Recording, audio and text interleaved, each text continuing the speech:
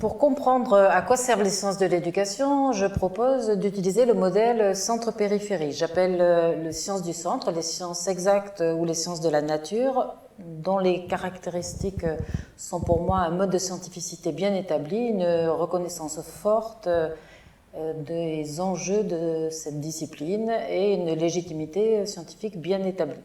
Les sciences de la périphérie sont pour moi les sciences humaines et sociales, et je les nomme sciences de la périphérie car leur mode de scientificité s'est construit par comparaison aux sciences du centre. Qu'il s'agisse d'imitation, de mimétisme dans une logique durkheimienne, d'importation de méthodologie, ou qu'il s'agisse d'une opposition, celle des sciences de l'esprit de Dilthey à Weber.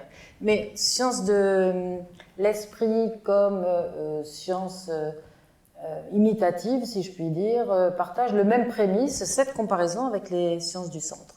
Donc pour moi, les sciences de l'éducation sont des sciences périphériques qui creusent le sillon d'une double quête, une quête de légitimité scientifique et une quête de légitimité sociale.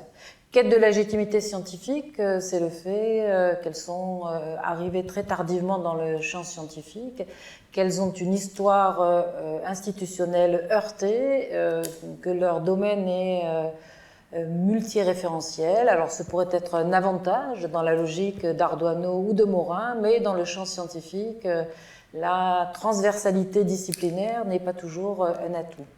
Quête de légitimité sociale, la question se pose de la reconnaissance de l'utilité sociale de cette discipline, souvent pensée comme trop abstraite ou peu impliquée dans les attentes des professionnels de l'éducation. Elle peine à construire cette légitimité sociale, d'autant que les sciences de l'éducation ne produisent pas de politique publique, de Legrand à Mérieux ou à Bourdieu, cette difficulté d'institutionnalisation ou en tout cas d'infléchissement des politiques publiques par la discipline se pose. Si bien que la question qui demeure aujourd'hui, c'est que faire des sciences de l'éducation, comment penser les sciences de l'éducation d'aujourd'hui, quelle est leur efficience, quel est leur impact, leur efficacité.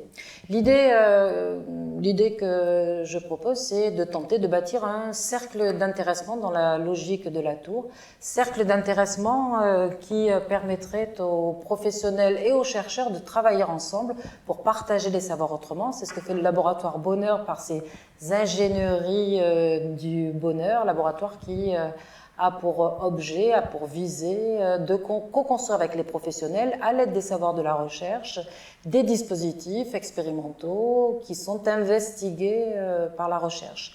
C'est le cas aussi de ce site participatif auquel nous vous proposons aujourd'hui de participer en tant que professionnel, en tant que chercheur, en tant que parent, en tant qu'usager, en tant qu'élève, et de nous proposer une série de questions.